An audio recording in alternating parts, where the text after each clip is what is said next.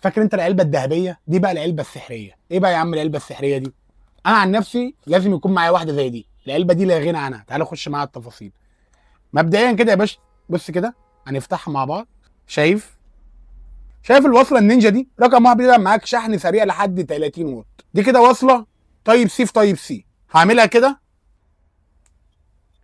بقت واصله يو اس بي في تايب سي بتدعم معاك الشحن السريع. هتبقى واصله تايب سي في ايفون. ماشي.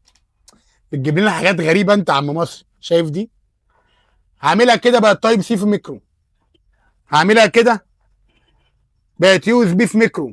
براحتك بقى قلب. غير ان هي معاها الدبوس، علبه كده لما الحياه كلها معاها. غير ان انت ممكن تستغلها هورده للموبايل، تتفرج بالطول تتفرج بالعرض زي ما انت عايز. هبيع لك بكام يا حبيب اخوك؟ بفضل الله هبيع لك ب 75 جنيه اقل سعر في مصر. انا عايزك تعمل منشن لصاحبك قول له 103 في امبابه جايب لقطات من الصين، حاجات غريبه كده.